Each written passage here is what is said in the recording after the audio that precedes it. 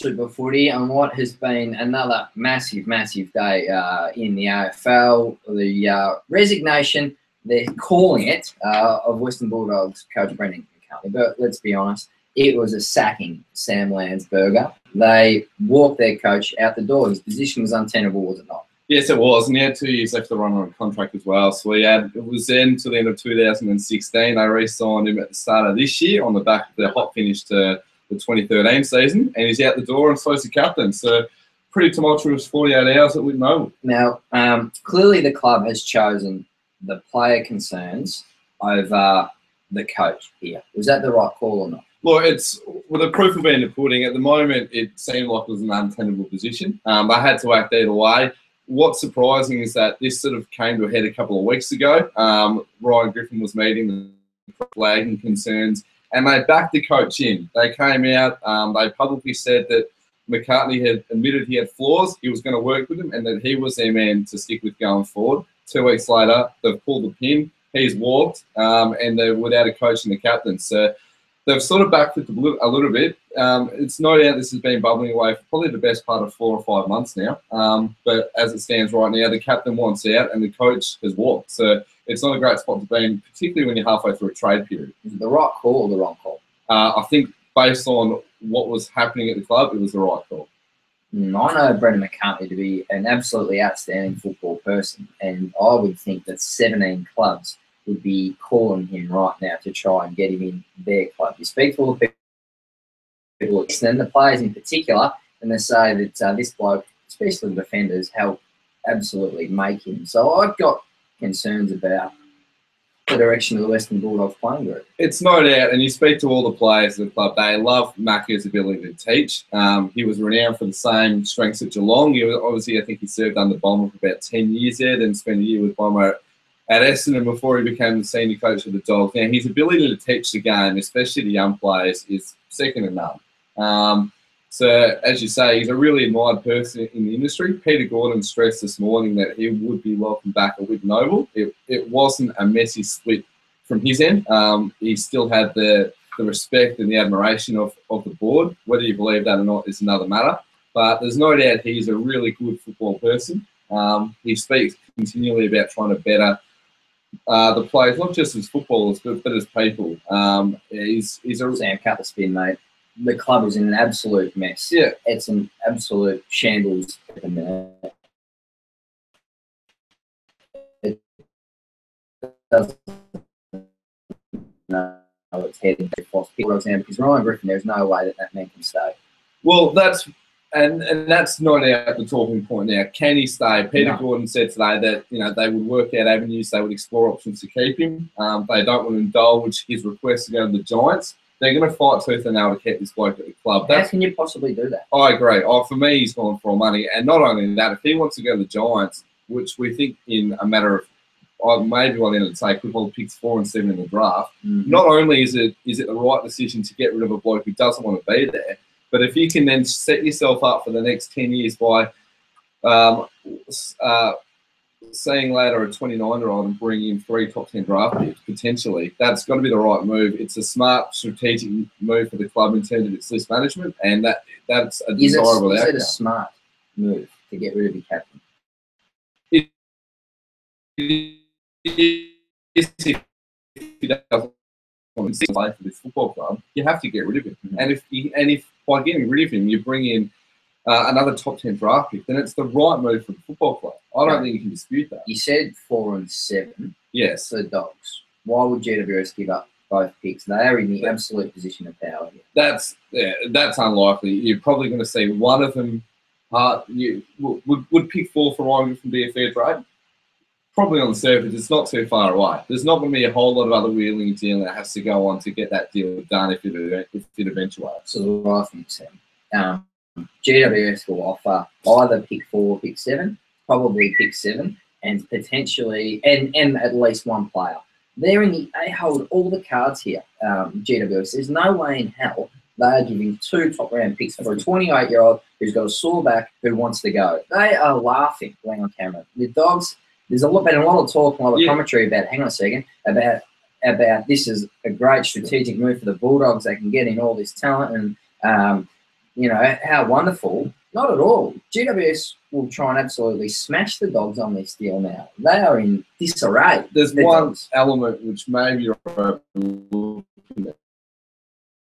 Ryan Griffin has a contract for 2015. Yeah. So they're in a position of power because if they can't get a deal done, Ryan Griffin stays at the Bulldogs. Sam, you're in Wonderland, mate. Could there be anything more cancerous at your football club than a captain who doesn't want to leave? He's not going to be there next year. He's not going to play there.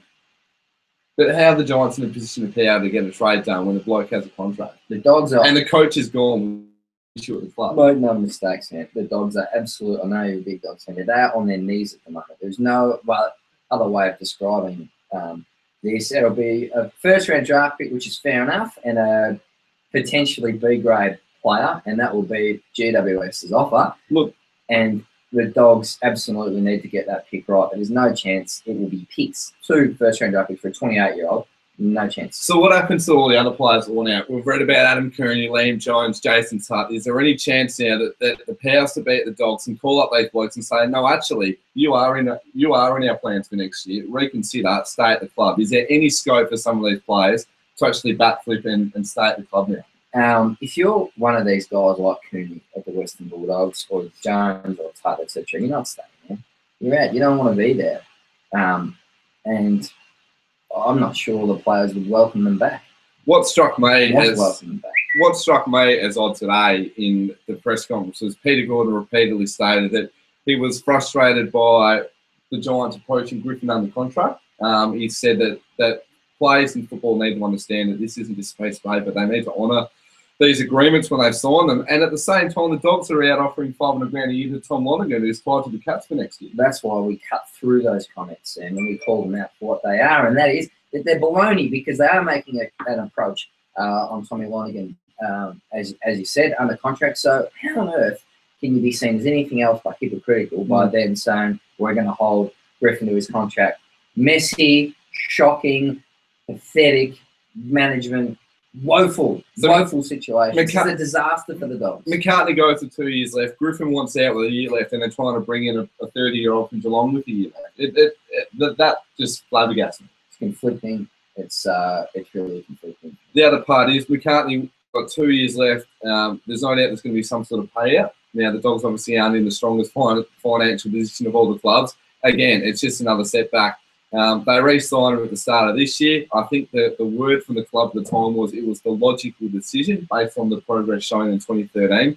It just shows you why are boards extending coaches' contracts for no reason. I mean, no one was going to go out and poach McCartney. Maybe give him 1 more year so that there's less speculation. You know, you never want to coach his final year of his contract. But to extend him for a further 2 surprised a lot of people at the time, and now it's come back to bite them. Where are the Dogs going to finish on the ladder next season, Sam? If Griffin, Cooney go, Jones goes, Tuck goes, and they're going to be pretty much an under-20 side, you'd suggest they might be camping in the bottom 4 for another year. Agree? I agree with that. There are major concerns at either end of the ground. Ace Cordy is not cutting it as an AFL player at the moment. I don't think he is.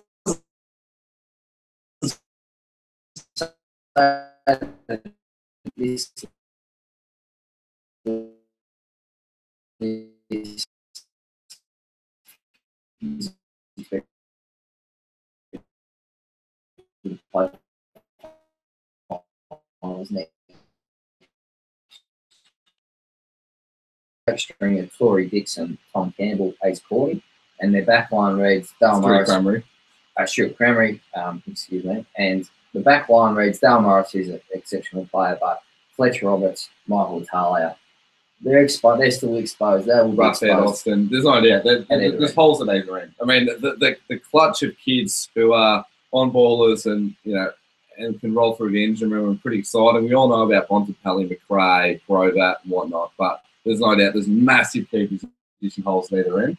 Yep. And it doesn't seem as if Tom Lonergan's the answer, let alone what else they're going to go for. So he's about a $61 chance of going to the Bulldogs. Especially with McCartney going. I mean, there's no doubt the link there was McCartney. He spent 10 years or 8 years with him at Geelong. McCartney's gone. Surely Lonergan won't be there now either. In 5 words, where do you think Adam Cooney plays next year? Not at the Dogs. I don't know where exactly at the moment, but he won't be at the Bulldogs from what I can read right now, and I don't think the Bulldogs will be particularly disappointed with that outcome. Is Minson's position, we're going to get to our viewers' questions in 2 seconds, but is Minson's position up for grabs also? Look, I think he's definitely put the feelers out a little while ago. The word was on Monday that he was signed, still would be at the club next year, but again, that question mark's now thrown up. New questions to be answered. Very good. Let's go to our loyal SuperFooty readers here. It says, even if Griffin does stay, surely he can't be captain anymore. Who do you think will be? That's a great question. Well, Peter Gordon addressed that today, first of all. He said that Ryan Griffin met with him after the year and said that he was never comfortable with being captain, didn't like it. Gordon thought that Griffin was a better leader than he realised. But that's a concern. No one jumps out as your next captain. Robert Murphy's had stints as caretaker one, but he might be a stopgap solution for a year. There's no player in that middle tier bracket who you would look at and say, yeah, he's going to be captain for the next 10 years. There is no standout candidate right now. Liberatory's name has come up. Can't see him being captain. You're a better chance of being captain next year. It won't be the great player, but he's not cut out to be captain at this stage of his career. Not a Dogs fan, so impartial here. This is from Big Dog. Not a Dogs fan, so impartial here. They need Bomber. He'll set on the right course while getting the players all on side. Did it at Geelong, did it at Essendon. Has a passion to coach the game. Who will coach the Dogs next year, Sam? Well, I can't see it being Bomber. If you're Bomber Thompson, and we all believe that the Suns' job should be his if he wants it, despite what noises they're making, you go on the Suns over the Dogs, are you? Surely. Yeah, I don't think Bomber Thompson would walk into a club that's just sacked one of his best mates. That's the other part as well. Him and Macca, are as tight as you could be, but just Macca's walked out. You can't see Bomber replacing one of his good mates, as you say. So who will be coach next year? Well, who's going to be on the shortlist? Yeah, Brent Montgomery, who was at the club, is rated highly as a football brain. Won the AFL Coaches Association Assistant Coach of the Year this year. Yep. As Brendan McCartney did a couple of years before he got the jobs, ironically. Yeah. So he'll be one. I think he's going to be the early favourite. But the interesting part of this was that Peter Gordon said today that Chris Grant, who's really grown as a leader, as football director, very wise man. Now he's going to be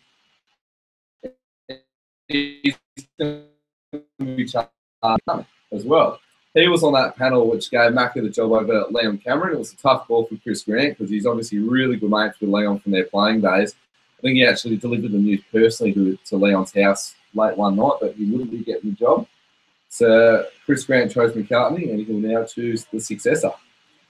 Next, Greg Davis, journo up there in Queensland, says Pat will trade the GBWS for pick 21 to be rubber stamped. Any tick of the clock now paves the way for Christensen deal. Hashtag Swagger is back at the gather. I like the hashtag there, Greg. So Christensen to Brisbane for pick 21. Is that an acceptable situation for the Cats? Pick 21 for Alan Christensen? No, I don't. No, the Cats are going to demand and deservedly get more than pick 21 for Alan Christensen. He's got back issues. He's had surgery twice this year, but this bloke is a star in the making. Okay. Well, if that gets done, then I reckon the Cats are pretty stiff. What do you reckon? Surely Alan Christensen is better than the pick 21 in this year's draft, which still could get slid out to pick 23 or 24, depending on what other free agents might decide to walk out. Not ideal, but I think the Cats aren't in a position there. He does have back problems and very serious personal circumstances at the moment. Neil Barmster this morning is still hopeful of keeping and supporting Alan. I think it's unlikely that he'll stay. Pick 21, Wales is genius. He'll find a good young player for the Cats next season. What else we got there, Sammy? Frank Zappa's just written in. Would love an explanation from us two gentlemen as to why we think that Christensen is worth less than O'Rourke and Jacks, who have yet to prove themselves. Christensen is a known and proven player. I'll answer that one, Sammy. You may, Joe. Twice had Frank Zappa. Great question. He's twice had back surgery, and there are concerns over his ongoing condition, injuries there. He is an absolute star. You go back to his 2011 premiership year, he's one of their best emerging midfielders on a par, probably with Mitchy Duncan, maybe just a touch under.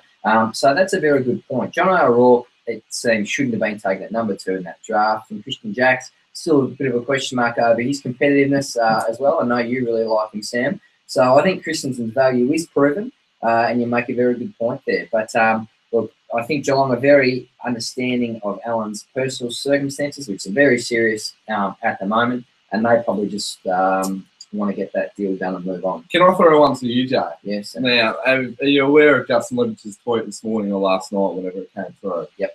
Now, for those of us that don't know, I don't know the exact wording with him, but we basically said that we will not be trading a young player. Easy how this stuff starts. And then he said, Pendles wants out. Let's throw it out there. We're clearly being mischievous. Mischievous, I love it from Leopard. He's been on the front foot on Twitter all week. What do you make of that tweet? He's just reinforcing the Lions' position that they won't be trading any of their young players in wake of fierce speculation about James Aisha's future. It was reported last night, not by. It was said, I think, on radio last night that Beams would be on the way for pick 5 and Aish, and I think that sort of got a bit of a snowball effect, and Leopard just sort of shoot that straight down. Well, the Pies want Aish and a pick. There's no, they absolutely love Aish. They absolutely want him. But the Lions are intent on keeping him, and I think Greg Swan doing a great job up there of making sure that remains the case. Swanning has been the best trade acquisition for that club in a long time. He's got them back on the agenda. It's been magnificent. Where do you think Dane Beams will be in 2015? Asks Alex. Alex, as much as Collingwood is playing hardball on this, and the board is absolutely wanting to keep Dane Beams and wanting him to play in a Collingwood jumper next year, I just can't see how they could possibly accommodate a seriously unhappy player when the whole focus of the past 2 years is culture, environment, and leadership. How possibly can Nathan Buckley coach with a Dane Beams sitting in the corner of the team meeting, not wanting to be there?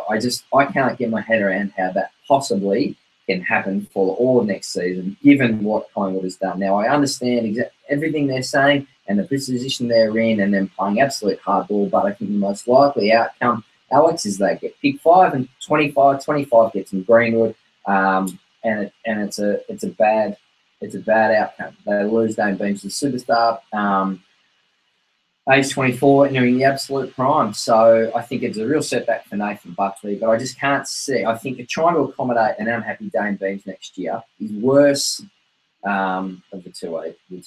Do I make them speaking? I love it, Jay. Absolutely. Now, the one which we think is getting close to none is Chris and Jacks to the Blues. Now, the mood of trade for that is that the Blues give up pick 7 and they get back pick 19. Jack and Mark Wiley. Now, who wins out of that?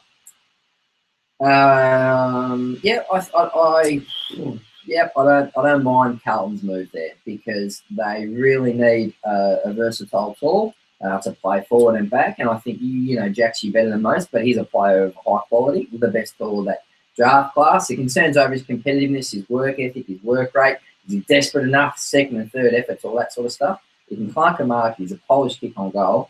And I think that, this being his 3rd year, Carlton can slot him straight in. And Wiley wins the tough footy. And I don't mind that from the Blues. Look, forget what I think. Shane Rogers, who's Carlton's chief recruiter down there, he said that in the 2012 draft, which I think we're going to look back on as a bit of a super draft, and we think of McRae, Wines, Whitfield, Danaher, et al.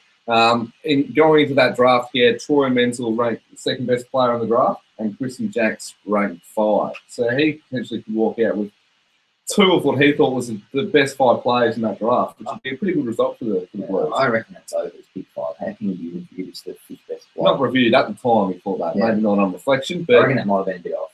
Okay.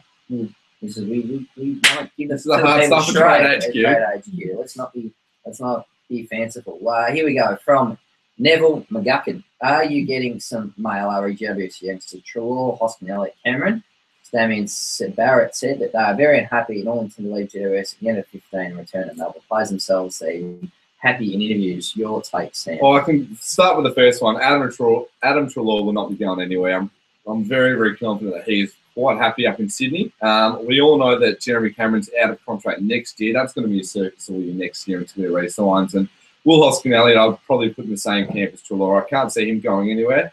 And based on what he produced in that round 23 game finish this year, he looks like he's going to be a super talent that's about to go done. You know what this will depend on, Sam. These players and their future will absolutely hinge on whether GWS has a decent year next year. So you can put Sheil in there as well. Cameron, as you said, to absolute rising stars of the game. Shaw is a mega talent. They will stay if GWS shows improvement. And I think Griffin's a good start. Pat will absolutely helps in the half-back line. They have a better year at GWS. They have success. There's a good feeling around the place. Headshaw doesn't cause too many problems. They'll stay. If they are in the bottom four again, they have another poor year, then their future is absolutely, could be a walkout, no doubt. And put Devon Smith in that bracket as well. So if Headshaw puts his own pizza, it's all hunky-dory. Funny man, Headshaw. Are the Saints definitely going to take Christian Petrarca with pick 1? Adam wants to know. If they keep that pick, I think they will take Christian Petrarca. I know there's a lot of talk about their forward line, Sam, and they've got some holes, but at the moment they've probably only got 3-4 proven midfielders as well. Yeah. You need 10 of them. So they're as much in need of quality in midfield as they are up forward. So I think Petrarca is one as a number 1 pick. It's simply going to take that. And it's got to be said on that as well that it's looking less likely that they will trade the number 1 pick. I thought they would a couple of days ago, but if the Giants are going to be reeling and dealing with Ryan Griffin, potentially handing over picks 4 or 7, it makes it very hard to get that deal done because the Giants were the front runners to get that pick off the Saints. St Kilda only trade that pick if they get stars back in return, like, you know, Dylan Shield, Jeremy Cameron, etc. We've got another one here from Bob Lobloff with GWS seemingly needing Carlton's pick 7 to get the Griffin deal done. Does that improve Carlton's negotiating for Jack? I don't think it makes much difference, to be honest. I reckon either way, Carlton was going to get Chris and Jack, so I reckon that deal will get done. I think Bob makes a very good point there because the GWS might need 7. We would prefer to give 7 to the Bulldogs. So I think I think that'll happen. The best outcome for the Giants is you get pick 7 from Carlton, you use that on Griffin, and you keep pick 4. Yep. If the Giants could bring in Ryan Griffin and hold on to pick 4, that they have come out of laces. Yeah, and the Bulldogs need pick 4 to get a big man. Absolutely, and they still might miss out on the one they want in Carlton. Definitely won't be 4 and 7. No, couldn't be. That'd be a dream result. The Dogs would have to give something significant back to get that. Not 28-year-old with saw back. Agree. Any more on the Swans rubbish? Time for them to sue, says Jess. Well, this is unbelievable. Yep, it seems very unusual that the AFL would prevent a club from trading in these circumstances. And it must be said, this decision has been met with champagne corks popping from every other club. They think this is magnificent. They've been applauding Glenn McLaughlin. They think it's going to bring back to 11 playing field. But on the surface, you just look at it and ask why. How can this possibly... You either abolish whole or you don't. I don't think you can put the handbrake on a club like that. Absolutely. You can't give them a gift and then punish them for unwrapping it. No, that's it. So we're wrapping up now, Sammy. Is that the full extent of our... What else? Well, last one. Any news on Giles or any of the rumour rucks to the Crows or any Crows trades at all, for that matter? I've got one here for you, Bob. I think they're a big chance to get Ryan Shellmakers and or Daniel Merritt from Brisbane. I think they'll need a big body key position player, preferably defender. Shellmakers as critics, but I think there is some significant interest from the Crows in the Hawk. Thank you very much, Jay. It's been magnificent. So an action-packed episode of Trade HQ. You had a big morning. How's your morning? It's been big. How was the environment down there? Oh, it wasn't that much out of the ordinary. There actually weren't that many people around. I think Tony Liberatore might have been bubbling around afterwards. Irene Chatfield was there, so a little bit of colour afterwards. But just having a poke around.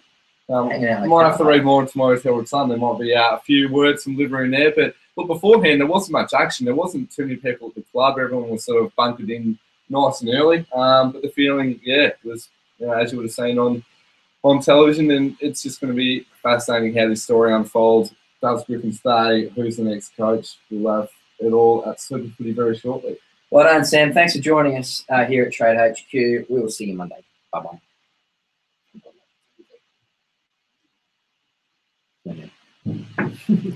See you later.